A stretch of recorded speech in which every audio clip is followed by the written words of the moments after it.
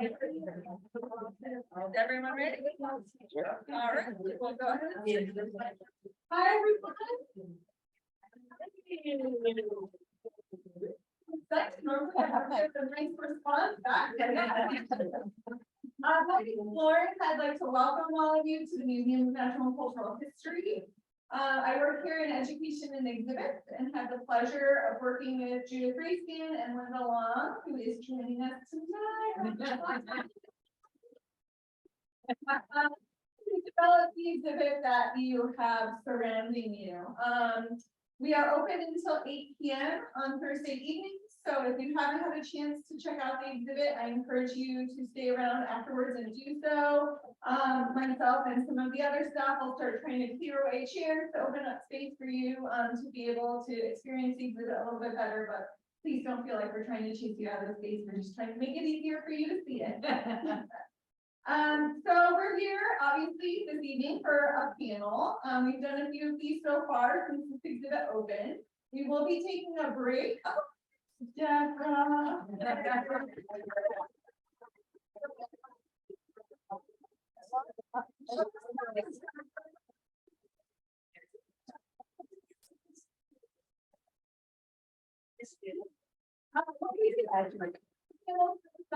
We will be starting them up again in the fall. So the best way to know what's happening with the museum is to either sign up on our website to get our monthly newsletter. You can become a member of the museum, and someone up front is happy to help you with that. Or you can follow us on social media and find out about the program that we have. So, oh, and one other program I want to let you know about. On Tuesday, June 6th, we will have Thor and Lindy, the lesbian chorus of Eugene, performing in the courtyard out front of the museum.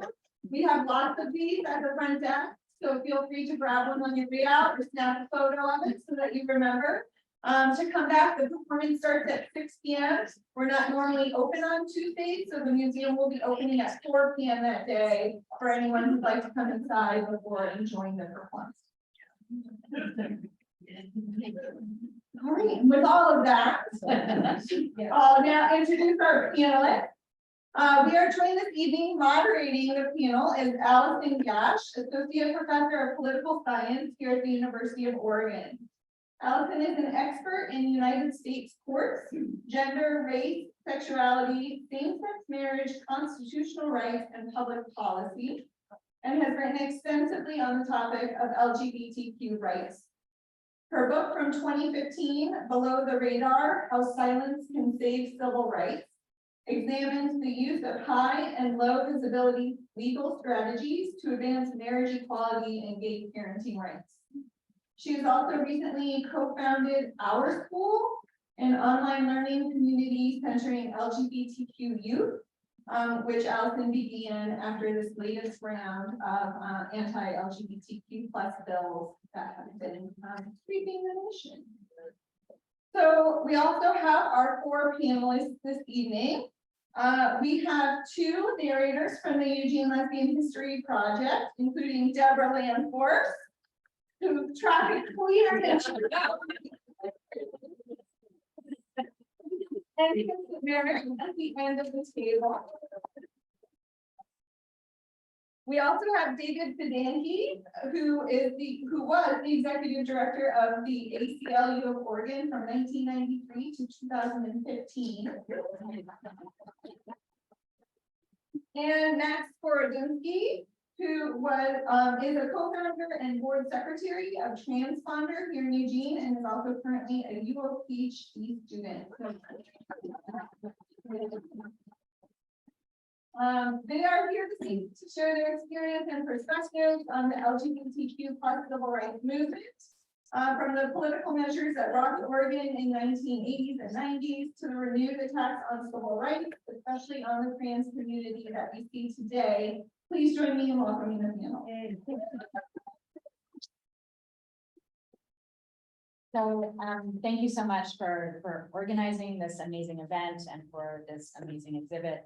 I'm truly honored to be here with this amazing panel with Harriet, Debora, David, and Max.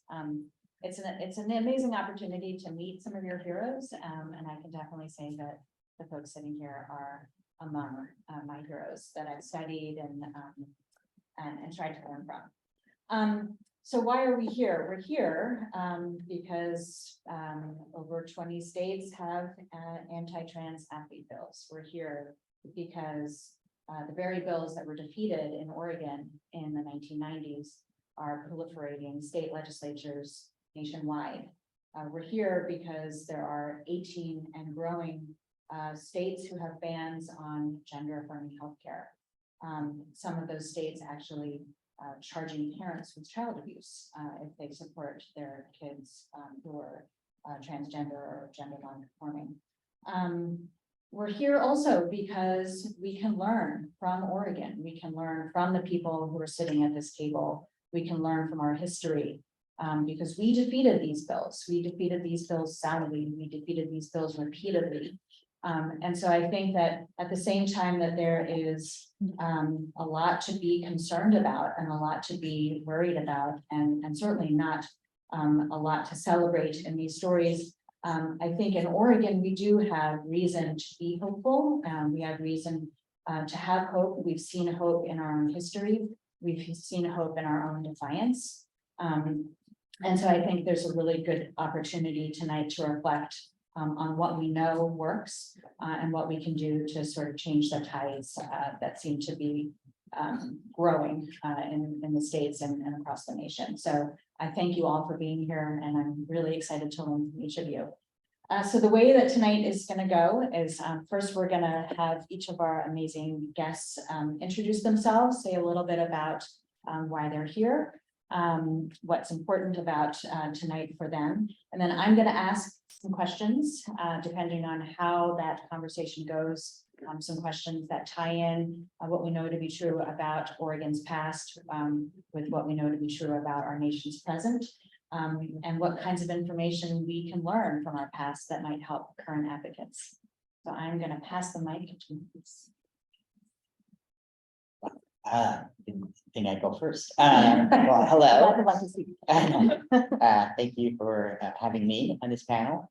My name is Max. I have lived in Eugene for 32 years. I've been a part of many of these things, maybe a bit on the DL, because when I moved to Oregon seeking a lesbian Mecca, I also was a transgender person, and so I was a little conflicted in what Mecca I was seeking, and have a bit of history with that. I am currently a PhD student in the College of Ed.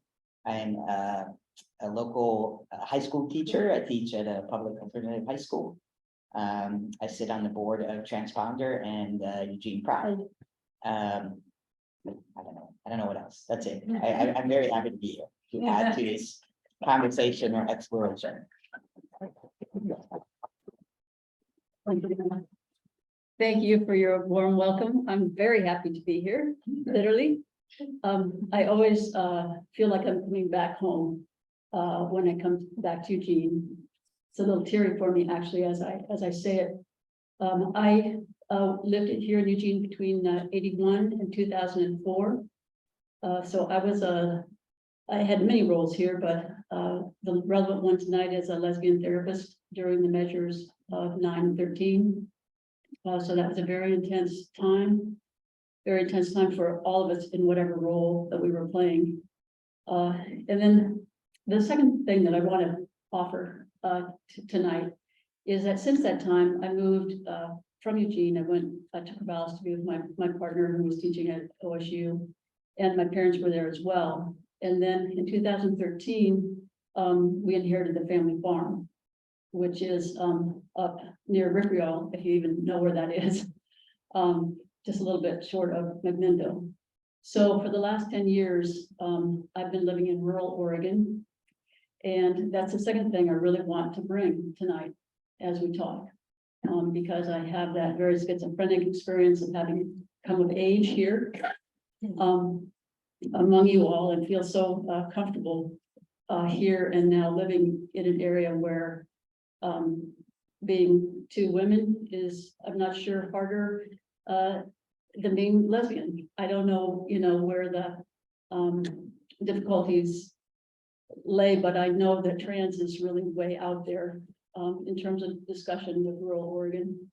So I want to speak a little bit to that. I hope that comes up maybe in our questions, because as we look at political strategies, 35% of all voters are in rural Oregon. And they feel pretty ignored. And it's easy to, well, I'll try not to make any personal comments, but it's difficult. It's really difficult. And yet I think we need to address that if we're going to really be effective. So there's lots that I could say certainly about the kinds of issues that I dealt with when I was here as a therapist, but you can imagine them. Many of you lived through them in terms of self-esteem, self-hatred, coming out, all the different things that we did, all the education, lectures, workshops, everything that we did to try to push the knowledge and information that was important for the votes to go the way they did. So we certainly did learn a lot during that time, and I think it's absolutely critical that we do that again as we look at these anti-trans measures. So I look forward to the questions and to the discussion. Thank you.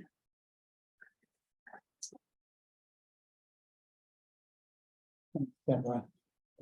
I'm Dave Fidanque, and I've lived in Eugene since 1974. I have lost count of how many years that is.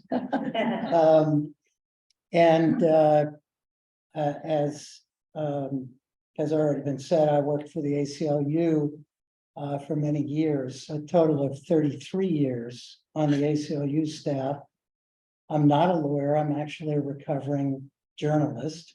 That was my training, and I was a news reporter here in Eugene for a couple of years back in the mid-70s.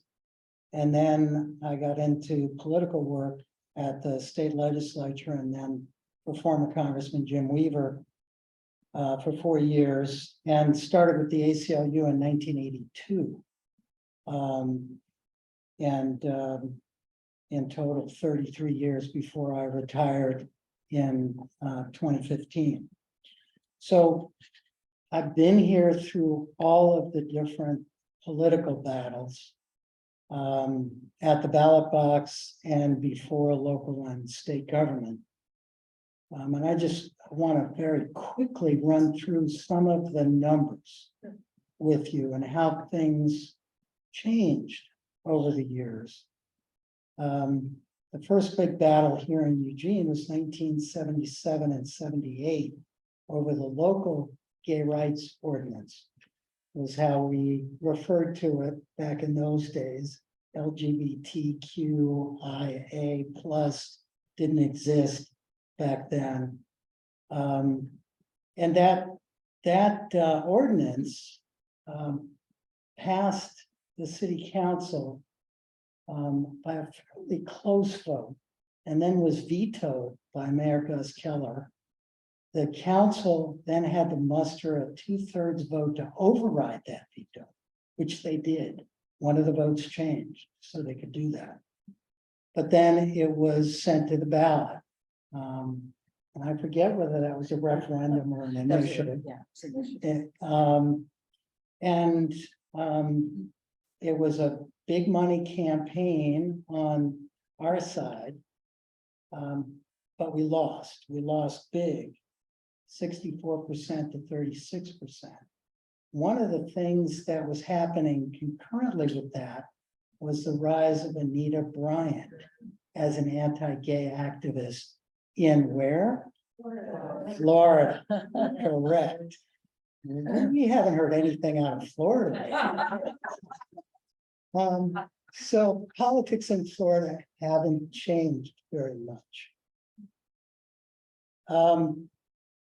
Then we tried, ACLU joined with a coalition in 1987 to try to pass a statewide gay rights law to prohibit discrimination based on sexual orientation. That was House Bill 2325.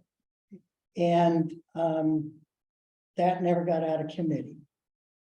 But Governor Goldschmidt adopted an executive order prohibiting sexual orientation discrimination in state government and in the provision of state services. That was a huge step forward. But guess who came along? The Oregon Citizens Alliance. Led by Lon Mabon and Scott Lively and Philip Ramsdale and a few other folks. And they put ballot measure 8 on the ballot in November 1988. We lost that one also. It was relatively close, but not close enough. That hurt a lot. It set back political efforts at the legislature and on the local level for quite a while. The OCA gave us a respite for 2 years. They decided to turn their attention to abortion in 1990. They put forward an abortion ban with a few exceptions for the life of the quote unquote mother, pregnant woman, or for cases of rape and incest if those had been reported to the police. That measure was very unpopular. It was so unpopular that a measure that was put forward by Oregon Right to Life, which was measure 10 and would have required parental notification of abortion, also went down to defeat. That was a very close election, not the OCA measure, that was overwhelming. But the vote on the parental notification measure was very, very close. Then came measure 9. But before measure 9, in November of 1992, we had 2 local anti-gay ballot measures. Measure 2008 in Springfield. And I don't remember the number of the measure in Corvallis. We learned some hard lessons in that Springfield campaign. Nightmares I still have about some of the decisions that those of us in that coalition made in 1992 in Springfield. I'm sure a number of your clients, Debora, talked about some of the really painful things that happened in that Springfield campaign. Because it was measure 2008, we adopted a slogan of vote no on hate, vote no on 2008. We put together an amazing campaign in 6 weeks that we had to run that campaign. We had so many volunteers willing to go door to door in Springfield. We made another mistake, which was to go door to door in every voter's household in Springfield. That helped mobilize the OCA's supporters as well as ours. That was a big mistake. And on election day, we adopted one of the tactics that had helped defeat those anti-abortion measures in 1990. We put volunteers outside of polling places holding up our lawn signs, vote no on hate, vote no on 2008. I have never seen so much hate that was directed at our volunteers in Springfield. One of our volunteers was almost run over by a pickup truck. Others were spat on, called all kinds of anti-gay and anti-lesbian slurs. We lost big in Springfield. But in Corvallis, they were able to defeat the OCA measure. And they did it by running phone banks, identifying sympathetic voters and identifying undecided voters and sending them literature, the undecided folks and the solid no voters against the OCA, sending them literature, getting their contact information, and making sure that all of those voters got followed up with and went to the polls. Those tactics in Springfield were then adopted by the statewide No on 9 campaign in November of 92. And that was a big reason we were able to defeat the OCA on Measure 9, the first Measure 9. Then came Measure 13 in 1994. We won that one also. But the OCA wasn't done. They had put forward local anti-gay ballot measures in places where they had won the vote on Measure 9. So in 1993, before the vote on Measure 13, there were more than 30 local anti-gay measures. And we organized in the courts and on the ground with the help of SOCPAC, the Support Our Communities PAC, in all of those rural locations. And SOCPAC gave rise to the Rural Organizing Project, which is still active today in all over Oregon in those rural communities. Many of those same communities doing long-term organizing. And it also gave rise to Basic Rights Oregon, which has made a huge difference on our issues statewide since then.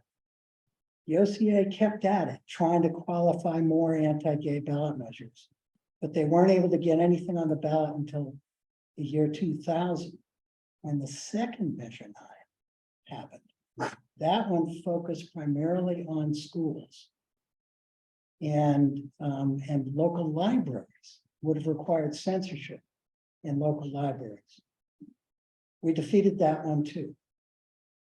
But only 2 years later came the Defense of Marriage constitutional amendment to prohibit same-sex marriage. We lost that one. The organizing after that focused on finally passing a comprehensive statewide protection against discrimination, not just for gay, lesbian, and bisexual Oregonians, but also transgender Oregonians.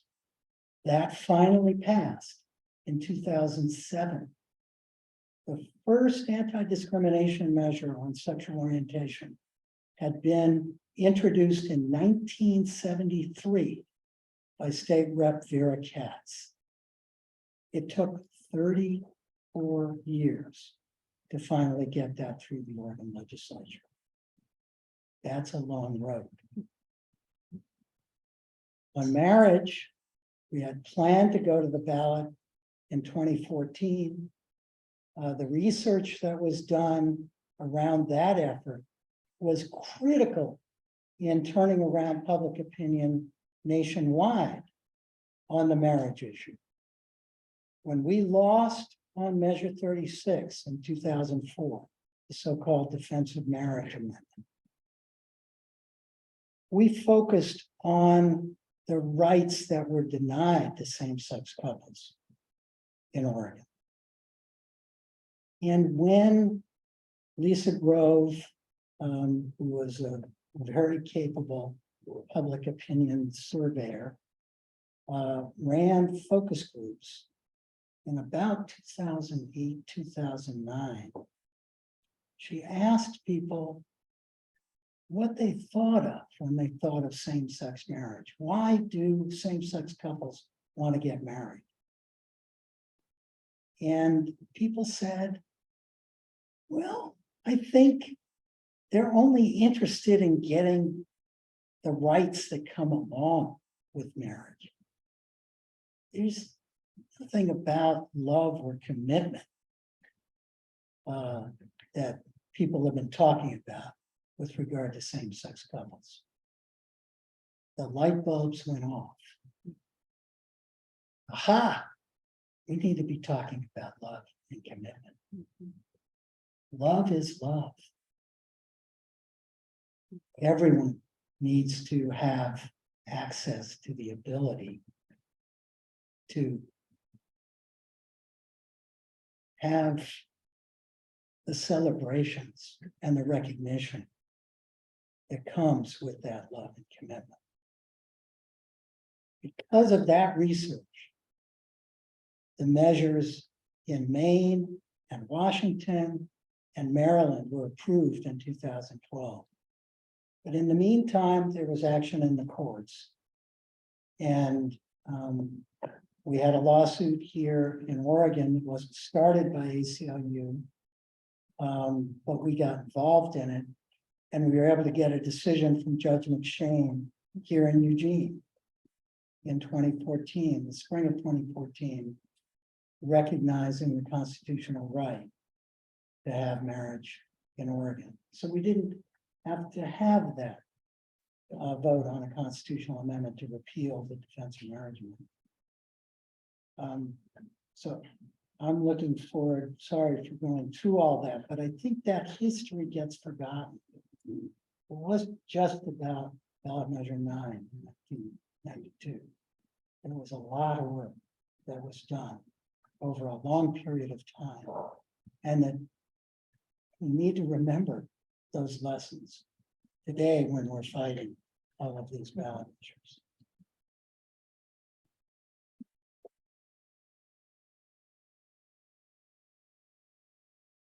It's exhausting when you think about it. When you're in the middle of it, you're kind of putting one foot in front of the other foot. And then when you take the long view of it, it's just like, oh my God. My name is Harriet Merrick, and I came to Eugene in 1972. I was a student and did hundreds and hundreds of panels. We were very focused on education at that time. I also worked with a bunch of people. So one of them you might know, Randy Schultz. And we worked to get the university to recognize what was then called GPA, or Gay People's Alliance, because those were the only alphabets we had at that time. And I also worked with Professor Don Vetri on trying to obtain a non-discrimination clause for the University of Oregon. In 1978, I was the steering committee facilitator on Measure 51, opposing Measure 51. And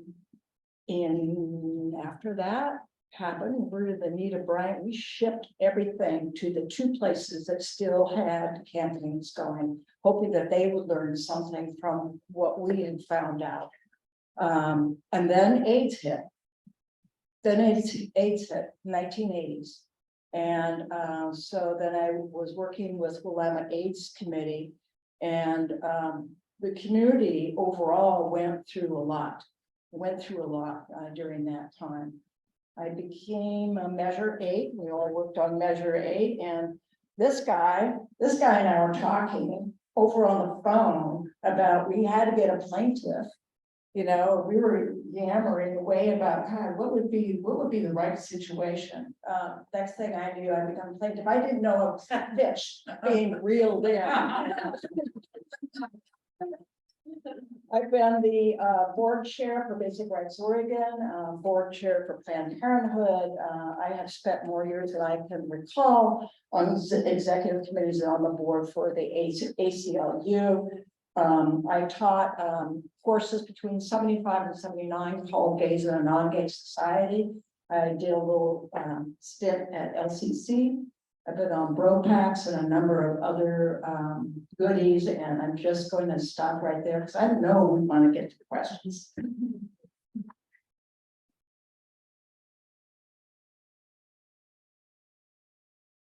Okay, well, I've just now revised all of my questions. Yeah. So I hope you all are have paid for prices because we're going to be here for a while.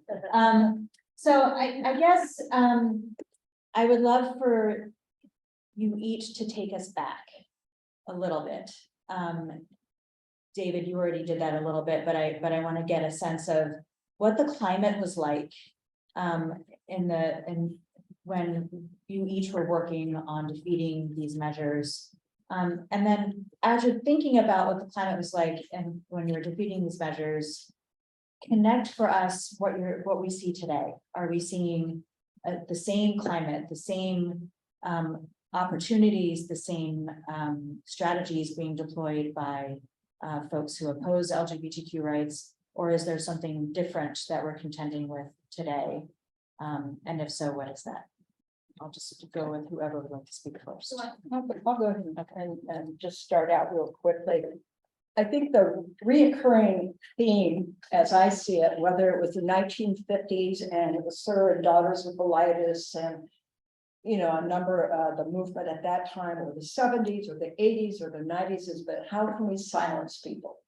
You know, basically just shut up. If you just shut up, everything would be okay. And in fact, when I was a plaintiff for aid with the ACLU, a registered guard guy called, and I think he must have been a little frustrated because I was staying on message. And that was just really annoying. Finally, he just started sputtering and he said, well, the OCA says if you just shut up and go back in the closet, everything would be okay. And I said, you know, that strikes me as a chilling of the freedom of speech, which brings us back to our measure in that case. So, but to me, to my eyes, this is very similar. It may have a different coat on, may have different boots on, but it strikes me as very familiar.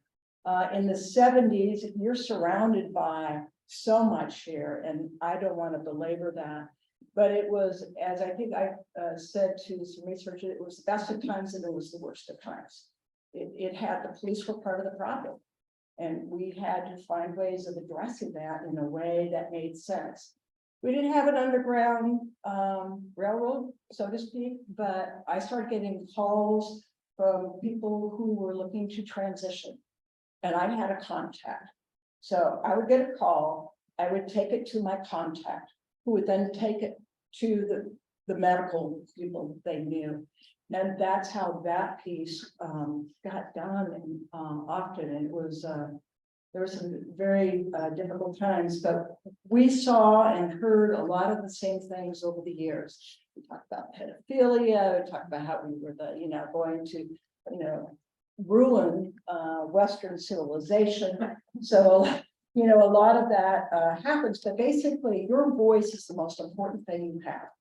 And your voice it can be you're doing a panel, it could be someone, a neighbor that you're talking to, it could come through music, it could come through writing, Randy Schultz, Carol Queen, Will Roscoe, all became very good authors. It could come through panels and textbooks, biographies, movies, interviews, lobbying, checks.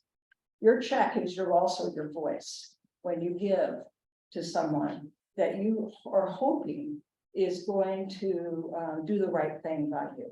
So I would just start that off as a bit. I want to go back to Springfield. I mentioned that our lawn sign said, vote no on hate, vote no on 2008. We're trying to be cute and rhyme. And we, at the time, there was already a statewide campaign starting to oppose what became ballot measure 9 in the fall of '92. And that committee was called the Campaign for a Hate-Free Oregon. We assumed incorrectly that the statewide committee had done polling on the word hate. They hadn't. Some of our allies in Springfield, in the straight community in Springfield, said, that's going to rub people the wrong way to say vote no on hate.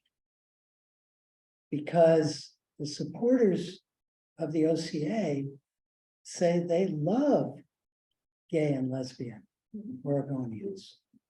They just hate what they do. But they love them as individuals because of their religious beliefs.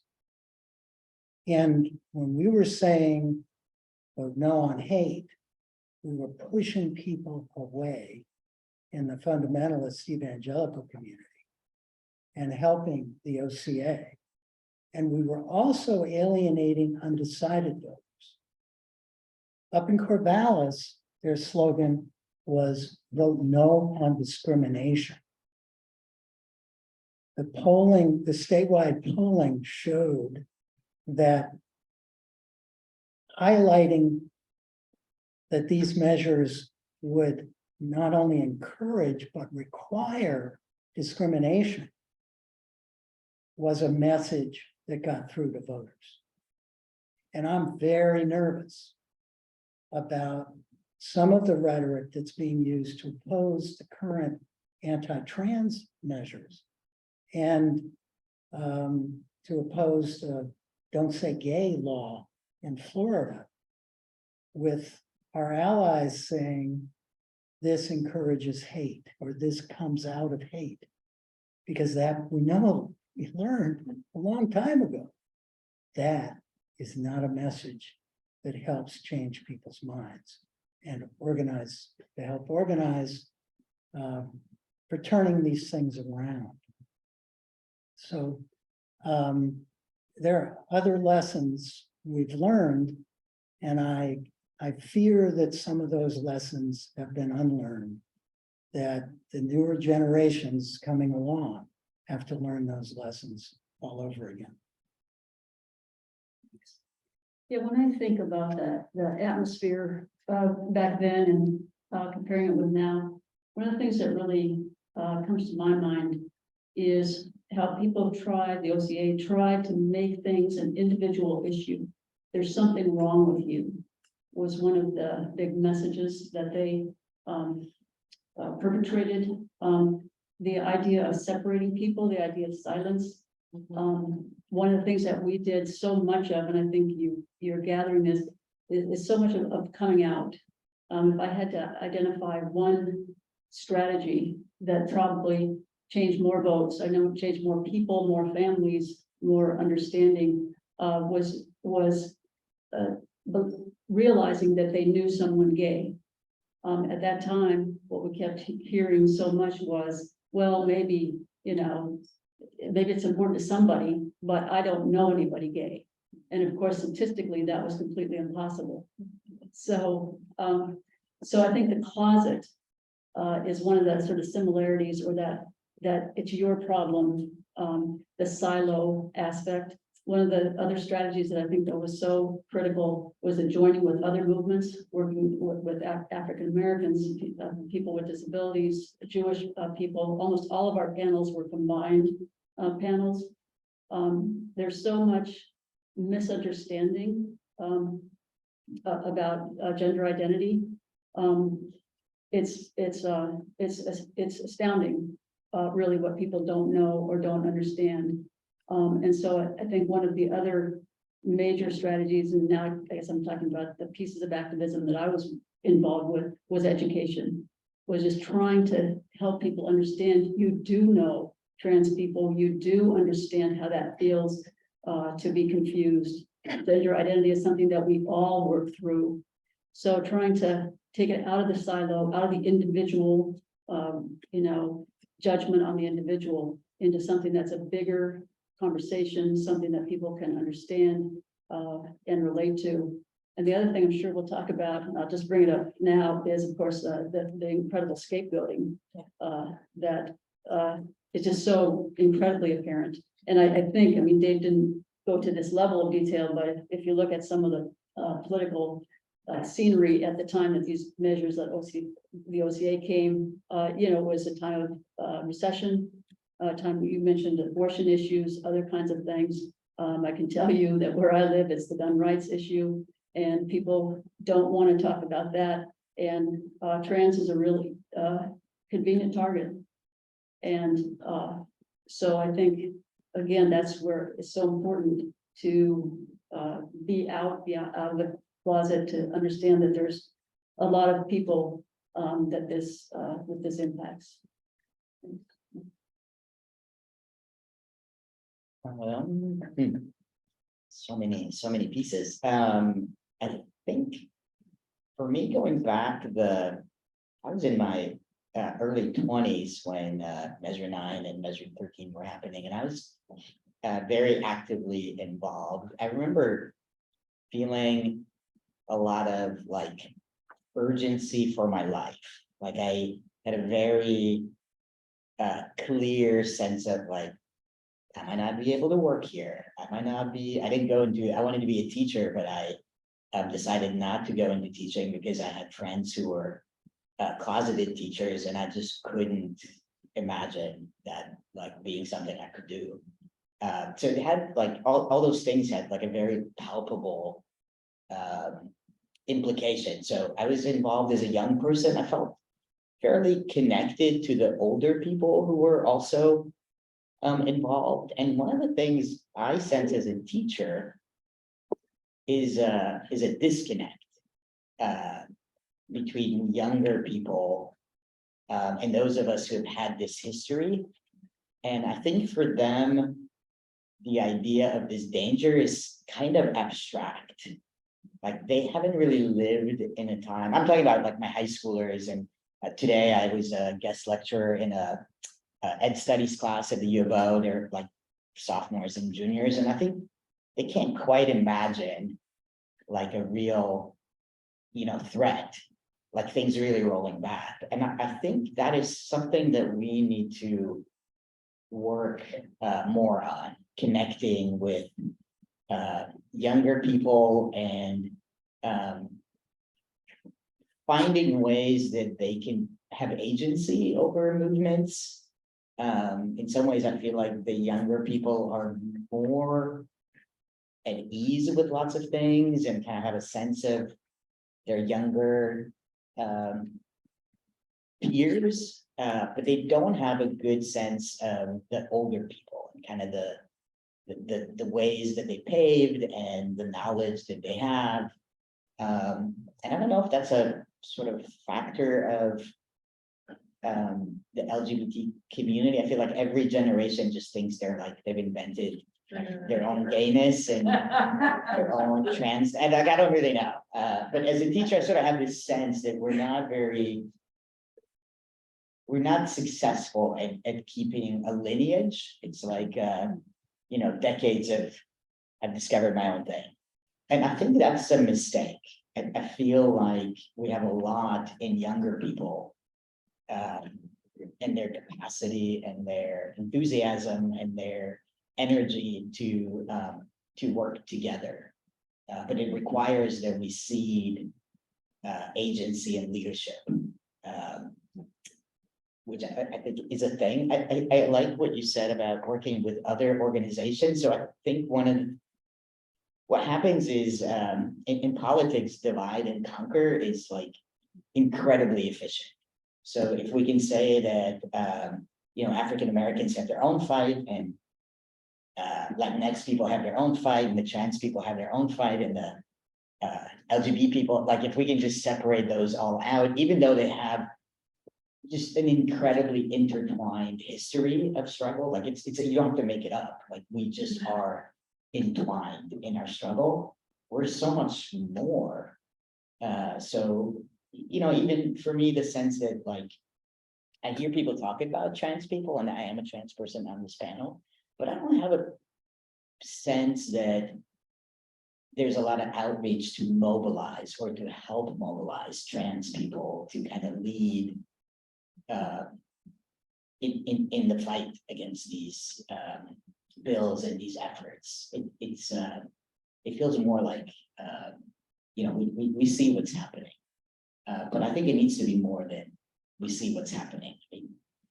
Trans people are often an under-resourced population, so it would, I think, be important for people to recognize what the community needs to stand up, and be kind of centered in the standing up. And I guess my other sense of this is that this is very old. In the 70s, the same sort of like, hit the schools, people get really nervous for their children. There's like a lot of, if you can kind of make it about, in my class, when I was I was doing an activity with students, and another student said, well, we should keep children innocent. And these kinds of words, I just remember them from 30 years ago, this protecting children. And I feel like I feel like we need to call those out for what they are, these code words for, putting fear and yeah, I feel like that just needs to be blown up. Like people just need to say, that's not what we're talking about. We're not talking about, if you want children to be innocent, don't put two-piece suits on girl children in the public. Don't do a million things that you do. And I think we can get more bold with calling that out as not really what people are talking about. So those are my pieces.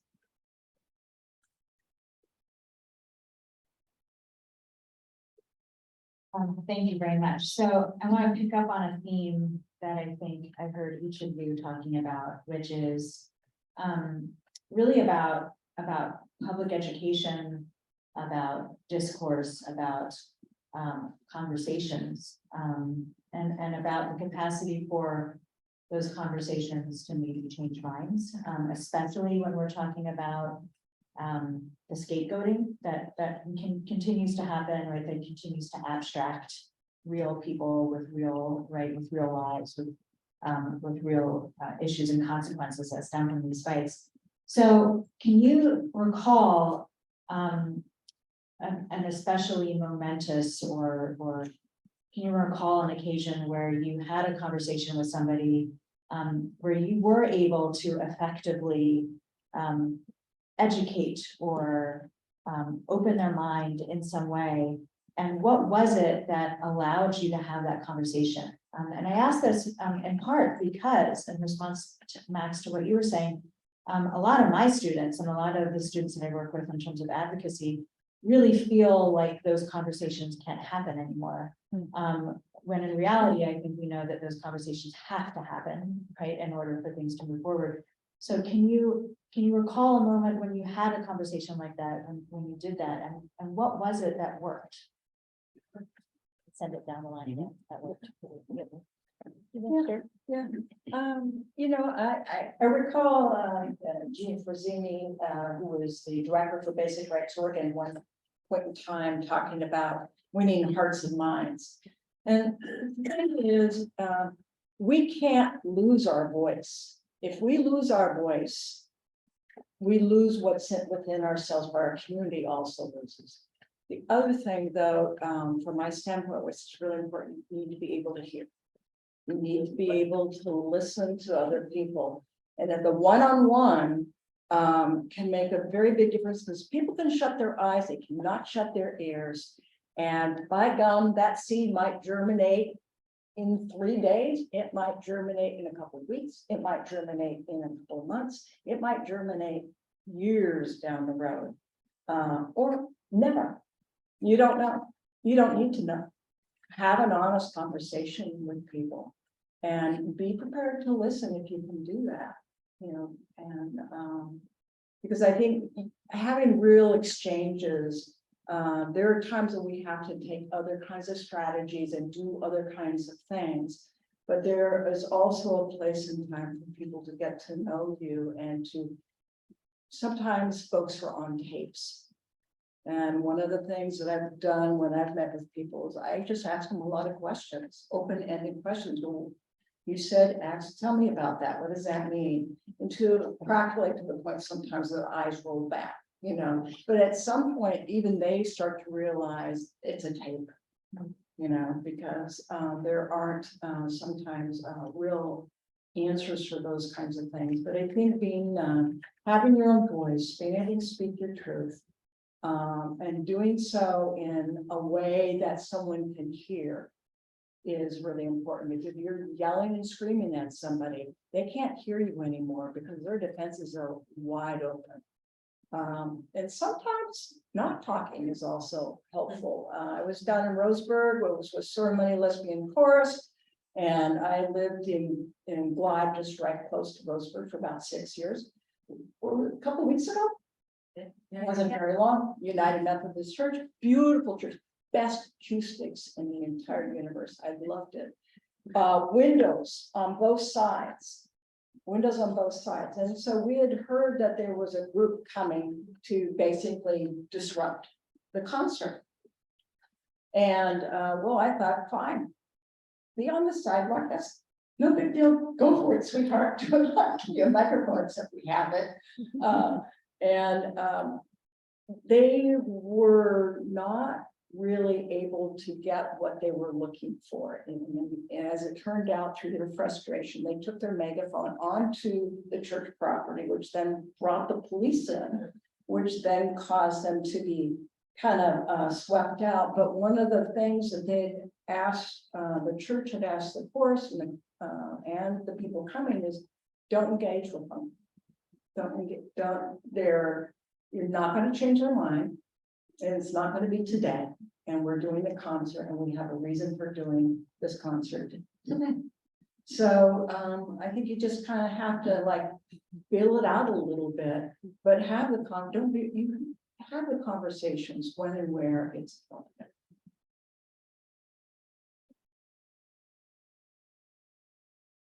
Couple of things come to mind for me.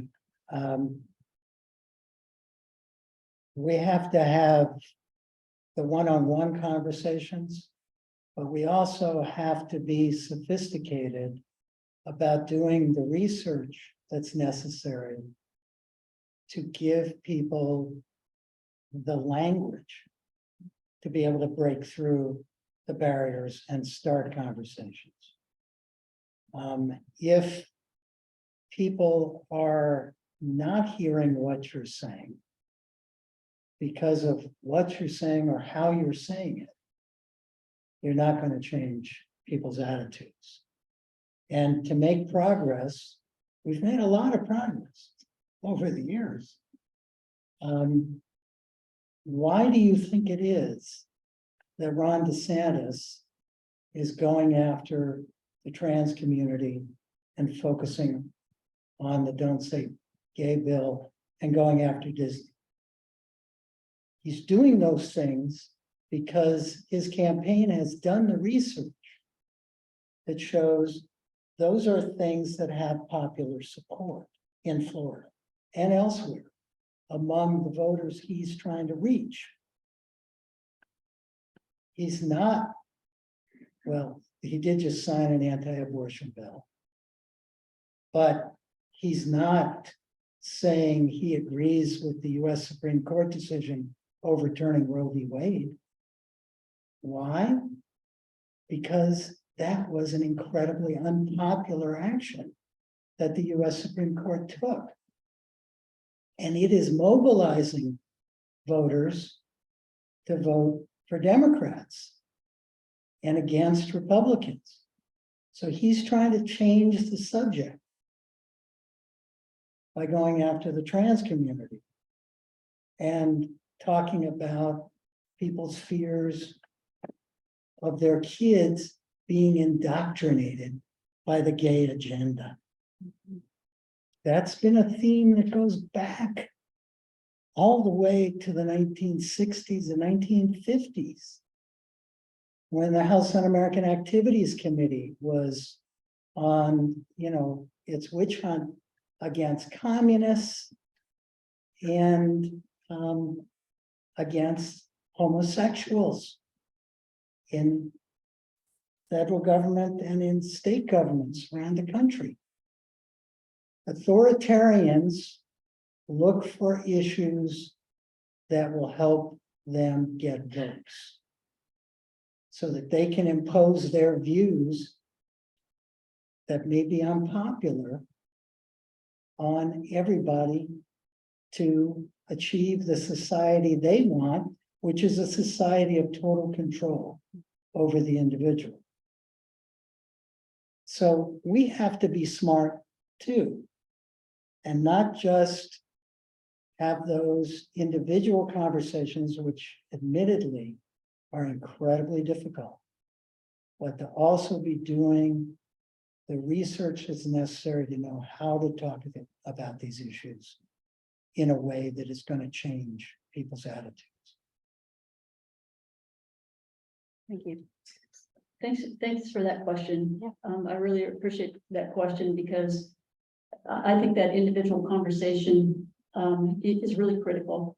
people's understanding and subsequently their vote and the way they are in society, and it is incredibly difficult. So I will tell you about a conversation that I had with Ron Lewis. Ron Lewis is the owner of Blue Raven Farms. You may have had some of their pie. They sell their pies at Market of Choice.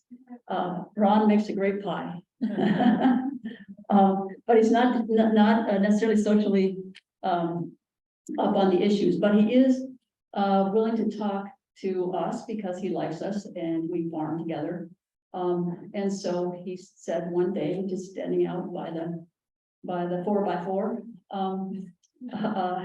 so you guys are kind of cool, you guys are cool, I like you, but what's this whole trans thing, what is that all about? Why do I be talking about that now? And I said, well, what bothers you about that, Ron? What is it that makes you bring that up? He said, well, I don't mind if a few people are just kind of doing their thing or whatever. But then he said, but too many of them are doing it now.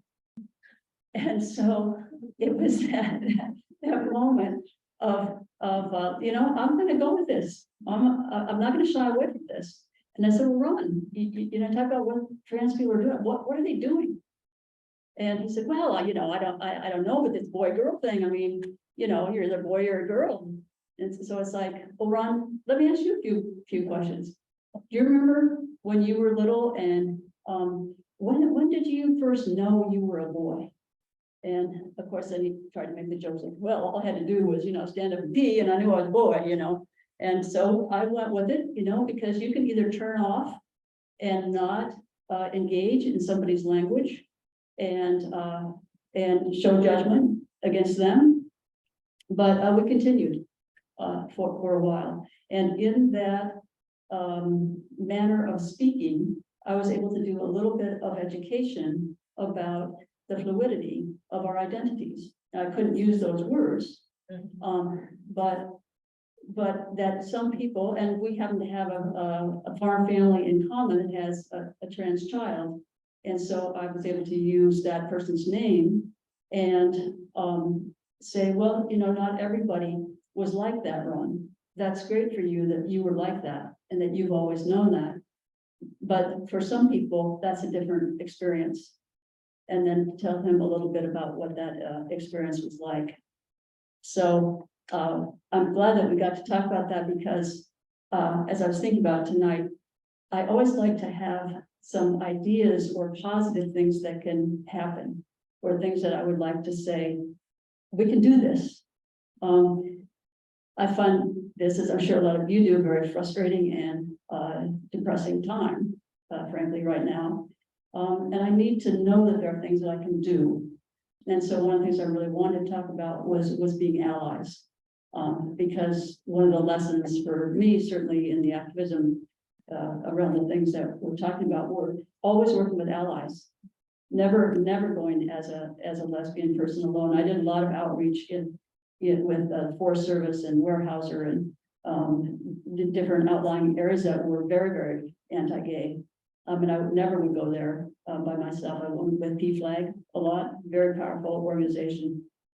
And I think that's one of the places that we're at now with trans rights is the need for allies and for people that can speak up and can come out as an ally to do so.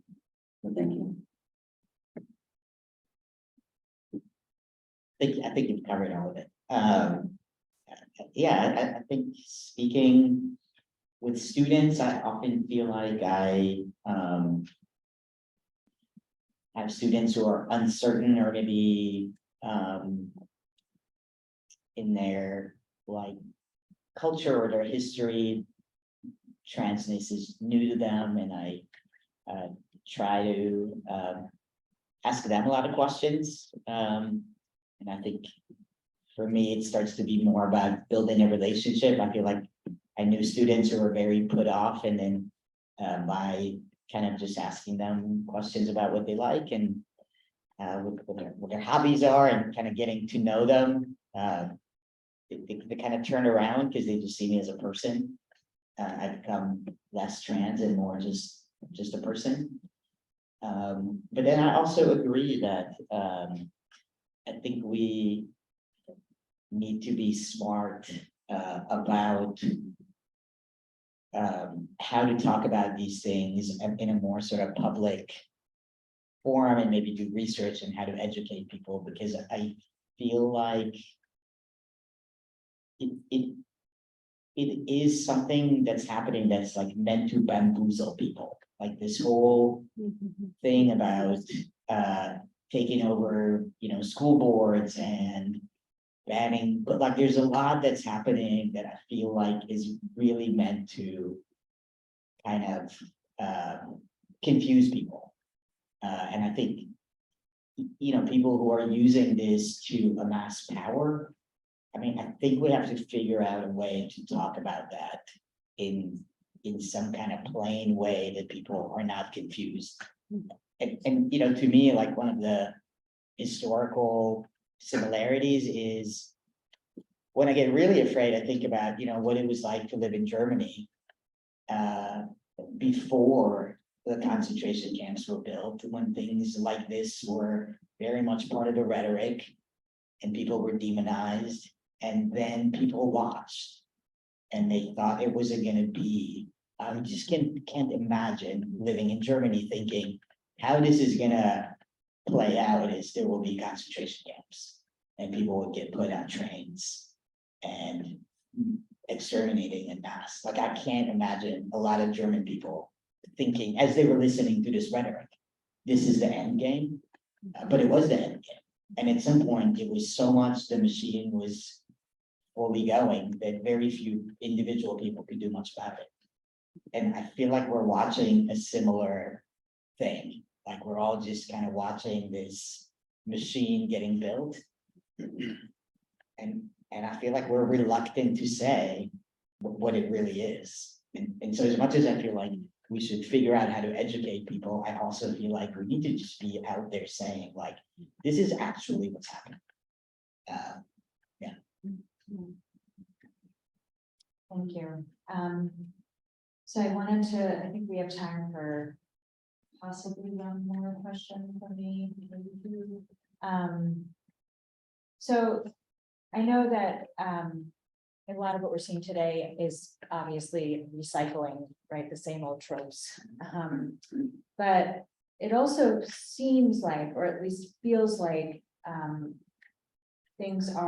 that the current climate is is extraordinarily responsive to those tropes. So I guess I want to know from your vantage point, from your expertise, are folks who feel like right now are folks who are feeling like right now seems to be like a really, really bad moment wrong in thinking that?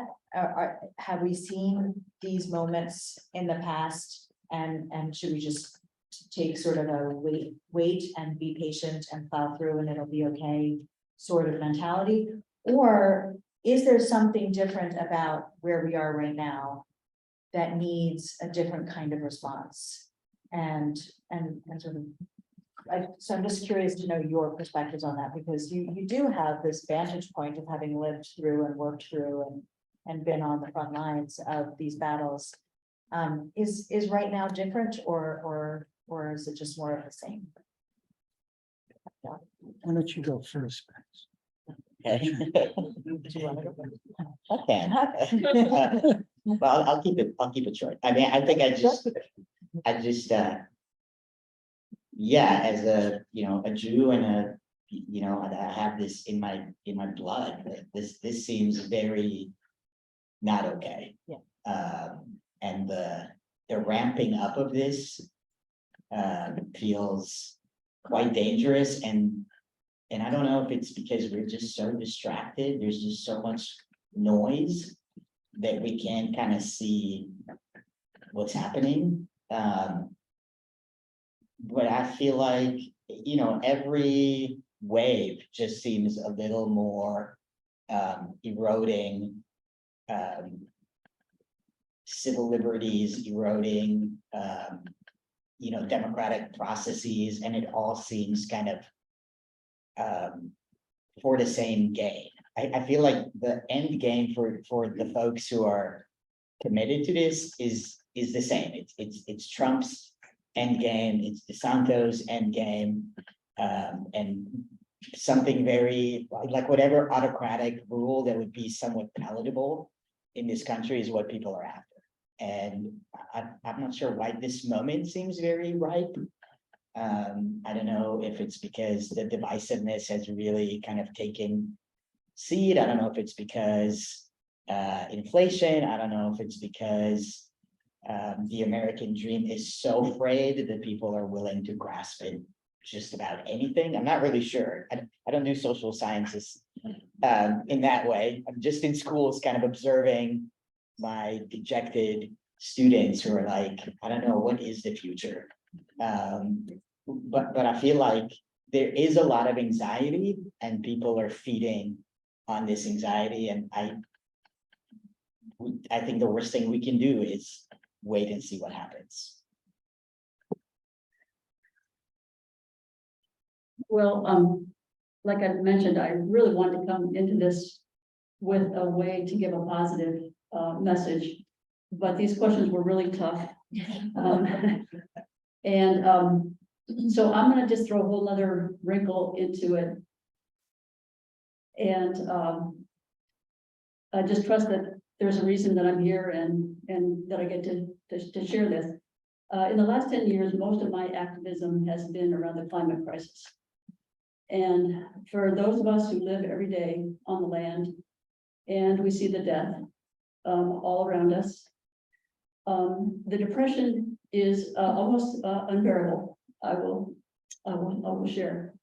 And so there's a part of me that hopes that we get to live long enough on this planet to continue to fight about these things, to be perfectly honest with you, that we as a species will be able to pull it together enough that we can continue to talk about how to be respectful and live together as a community. I personally think that our domination of nature, how far removed we are from the very things that make us human, how far removed we are from our food sources and our sources of comfort and spirituality and safety, I think have taken us very far afield. So I see all of this as symptomatic of a very similar thing, which is really power over. That there are some people that really just want everything for themselves and to be in control of it and to have power. I won't even tell you the battles that we have with big ag and with farmers that are controlling the land mass in our state. Not only are there 35% of the voters rural, but they control 90% of the land mass in Oregon. So the kinds of things that they want to impose, they feel that they can impose.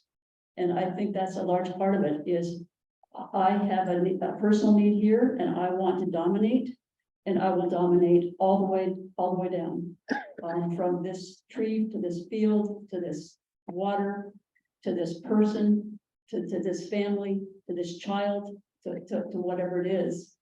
So I wish very much that I could say that was not the case or that I wasn't observing that, but this seems to be the time to share some of our real and genuine concerns for our world. I would say for myself, having been activist all of my life, I know that I would rather do something than do nothing. And for me, that's what keeps me going. Also, it's spring and things are coming up and the tomatoes are blooming and the apple trees and things are going to continue. And I guess I use that as a metaphor for our social change as well. That despite the long winters and in this case, the too much rain and then drastically hot temperatures and the chaos that causes for those of us that are trying to raise things and work with things on the land, nonetheless, spring comes. And I think that's the philosophy that I have in working with these things, is that every little bit helps. Again, the metaphor of water, we don't have enough, but every little bit helps, every little bit of blossom, every bee that we see that actually pollinates something. All of those things matter. And so, as I think about these conversations individually, I think about the movements, the education, just all the things that we're doing, every little bit helps. And as I said, just close my effort at positivity there. I'd rather do something than nothing. This is a scary time. I'm at heart an optimist, but we have to recognize what we've been through in the last few years. We've just come out of a worldwide pandemic, and some of us aren't completely out of it yet. That has been a time of isolation. And in a time, and the other thing that's happened, of course, is that the information landscape has completely changed. We, for the most part, don't have daily newspapers anymore, or local weeklies in the rural areas. Yeah. They've disappeared, or they've been completely neutered. You know, in many of these campaigns we were talking about, we had editorial support from newspapers all over Oregon. People read those newspapers. Most of those newspapers don't do editorials anymore. Here in Eugene, the Registered Guard is pitiful. We don't have network news. We don't have the Walter Cronkites and the Huntleys and Brinkleys and you know, the common places we would go to get information. Now we're all getting our information in our individual silos. We read the stuff that we think we'll agree with. Think about all the people that watch Fox News, that listen to right-wing talk radio. So that has had a huge impact on the ability to reach out to people who think differently than we do. And so it's much more difficult to have those conversations. We are more, I've heard of a number of historians say that we are more divided politically in this country today than we have been at any time since before the Civil War in the 1850s. Are we headed towards another Civil War? Well, there are enough guns around to have a war. I hope not. I think not. But who's going to bring us back together as a nation?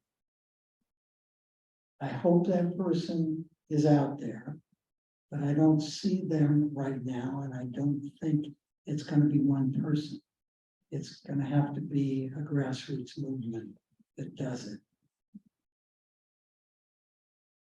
I think it can be done. But I know it's not going to be done by my generation. It's got to be done by the younger generation. I'm reminded that throughout our history, we have moved forward on civil rights and civil liberties. And for every step forward, there's been a reaction that's pushed us back before we could make the next jump forward. Martin Luther King Jr. 4 days before he was assassinated in 1968, gave his last sermon at the National Cathedral in Washington, D.C., and said one of my favorite quotes: "The arc of the moral universe is long, but it bends towards justice." He's much more optimistic than I am. I'm just saying. Well, you know, I love history. I love history. But my dad was in World War II and in Korea. But it wasn't the battles or the dates that I cared about. What I cared about was, how did this happen? The pre-rise to Germany was, to me, that was the thing I was looking at, was the pre-rise. How did this come to be? What are some of the dynamics that caused something like this to happen? So it made me really nervous when I started seeing, I know what, you know, what has been going on. When I first started seeing it, I thought, oh, I was really concerned. So, and we have reasons to be concerned because history doesn't go in one direction. It moves, it flows, and don't take anything for granted. And also don't let them fear. Now, if you can balance those two, do it, because we actually need every single person in here. We need every single person in here. We need you whole. We need you happy. It's okay to say no. It's okay. Pick one thing. If you can only do one thing, and something that you care about and that you love, you do that thing. You find balance in your own life. If you can't find, well, I used to have paper calendars. If I couldn't find white space on my calendar, then I knew I was doing too much of something else.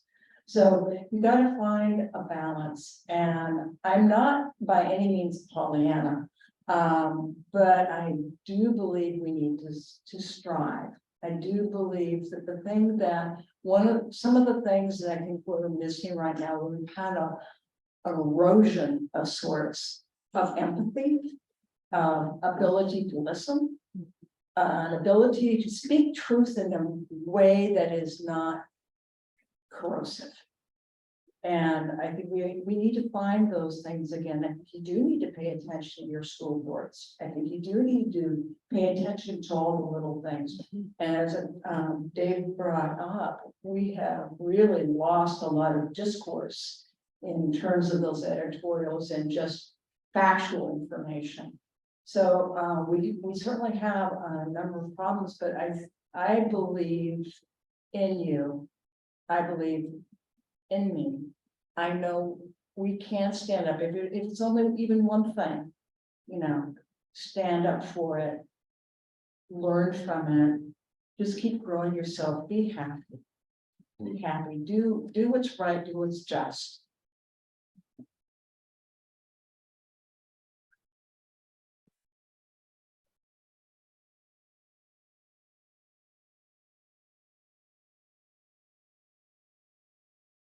All right, we have a little under 10 minutes left, so I want to open it up if anyone in the audience has questions for our panelists.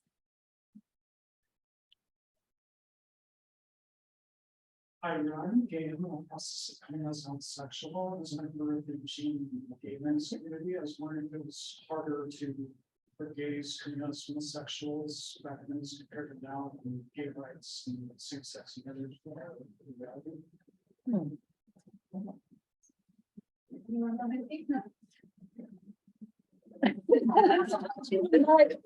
just get it right. I have absolutely no clue. Start with that. I have no clue. I think the journeys, whether you're in the closet or you're out, they both have pluses and minuses in terms of how it impacts your life. I think you're the only person who can make that decision is for you. And at the time and when, I think coming out is a process. I don't think it's very often turning on and off a light. And I would just say, love yourself. Listen to your heart. be gentle with yourself. Find some friends and support.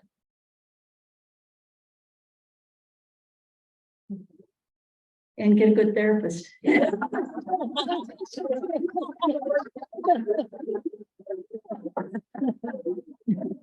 Well, Thankfully, there's many more people available to help now and many more resources. And I think that's a very positive thing. In that way, I think it makes it easier. There are more resources. So thank you so much for sharing that tonight. And gay men's choir. yes.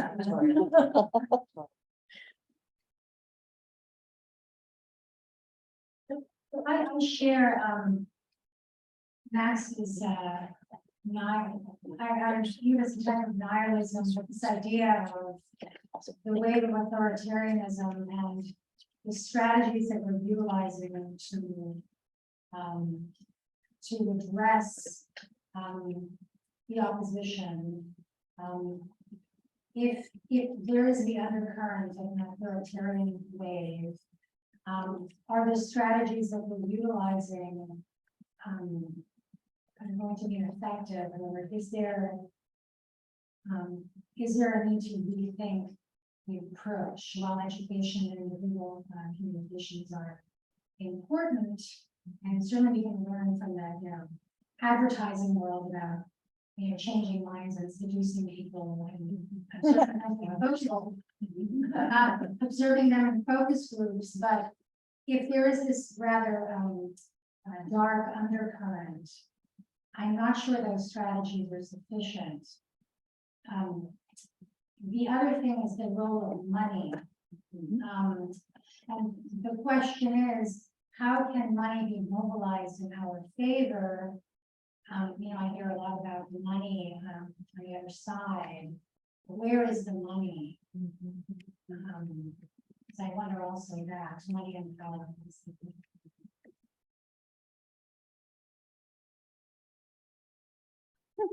Everybody wants to take that. That's where I was headed.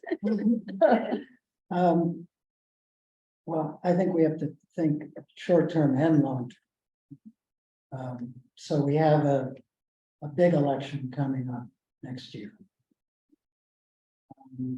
And I think back to, so I know what the authoritarians have planned for 2024. They want these culture war issues to be the focus. The culture war issues they want to talk about in terms of reaching the voters that where they can drive a wedge. Okay, so they're trying to drive a wedge right now by focusing on schools and the dangers to children. And the dangers posed by trans men or trans boys in high school competing in, or trans women competing in girls' sports. Because they know they can pull in some of the left-wing feminists who saw the battles over Title IX and want to protect those high school girls from having trans girls participate in their sports. We need to be on the other side, focusing on countering that.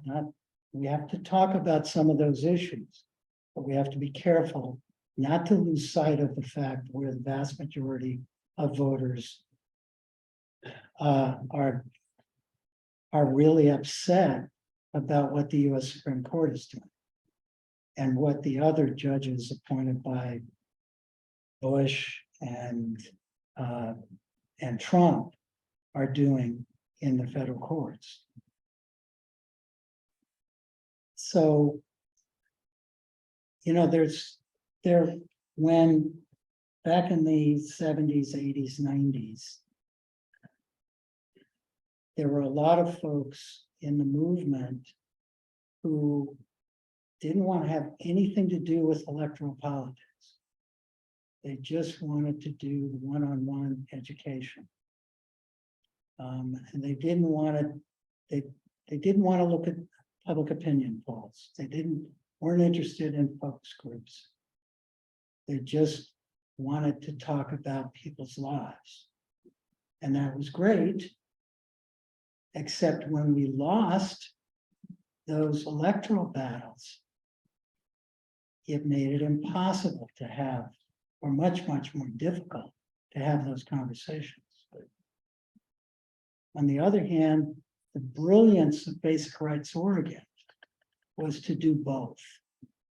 And to make sure that the arguments we were making in those electoral battles were not arguments that would undermine the long-term movement towards justice that would include everyone in the LGBTQ, IA plus, and the rest of the alphabet.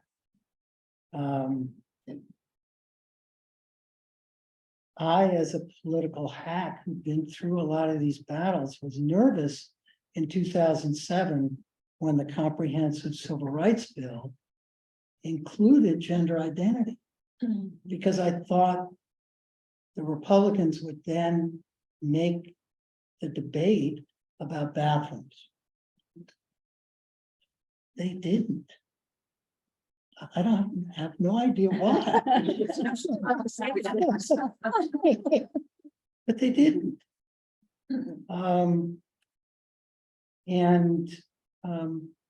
Likewise now, the evangelicals and fundamentalists still hate same-sex marriage. They're hoping the Supreme Court will overturn its earlier decision on same-sex marriage, and that they can go back and bring back to life all of these defensive marriage amendments in the various states that were put forward in 2004. Oregon was not alone. Karl Rove, who was the political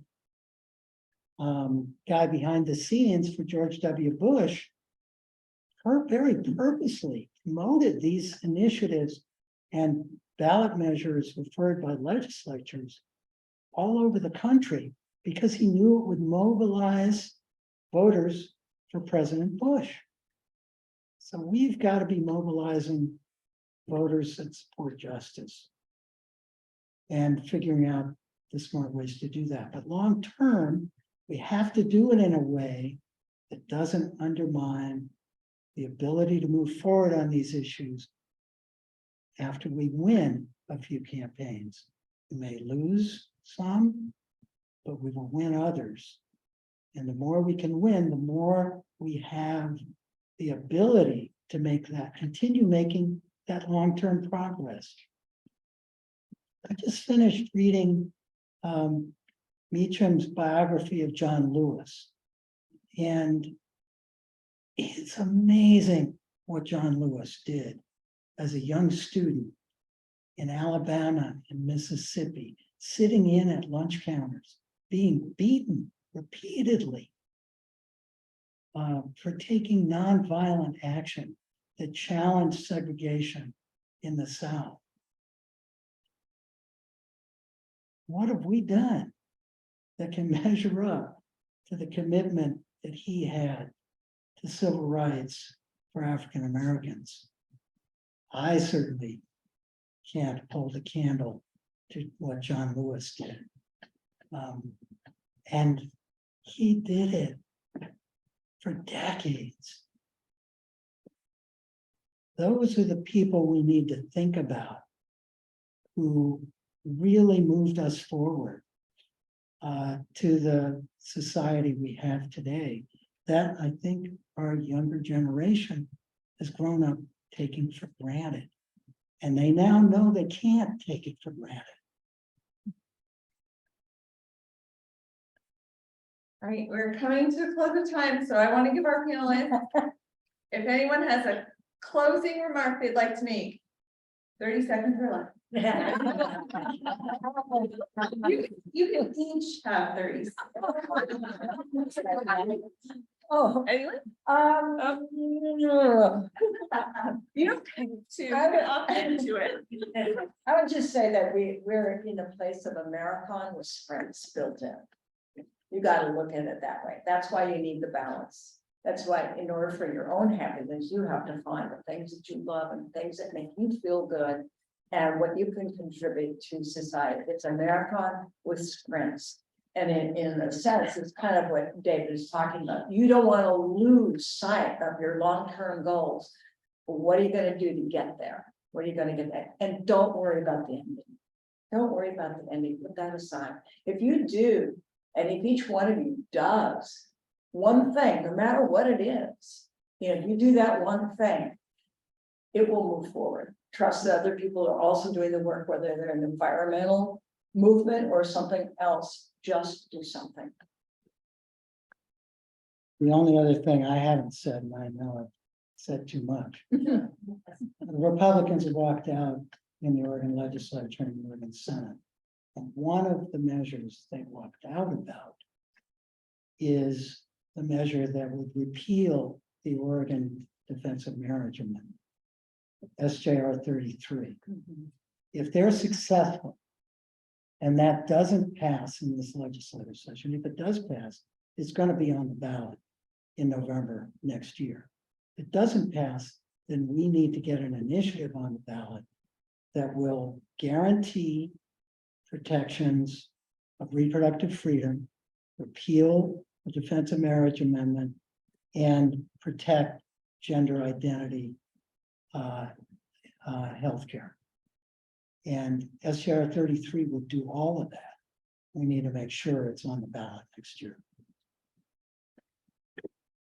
So I'm going to build off of what Harriet said and mostly just really thank her for that and maybe just put it in 3 steps. One is to take care of yourself. You're absolutely no good to any of this. If you get sick or so tired you can't do anything, or so depressed, and certainly hurting yourself in any other way. So that really has to be foundational. And she said that about being happy, and yes, that's possible as well. And I would just say that thankfully there are wonderful services out there to help all of us. I belong to an organization called Resilient Activist that has daily things, realizing that our lives, this is hard work. It's hard work for all of us. And so taking care of ourselves and letting other people take care of us. I already mentioned, and picking one thing. We can't do it all. It's just too overwhelming, but pick one thing, like Harriet said, that's important to you, that's relevant to you, and that you have skills and talents in, and do it. And then just the classic, I'll end up is just seriously, really just never give up. We need to just keep going.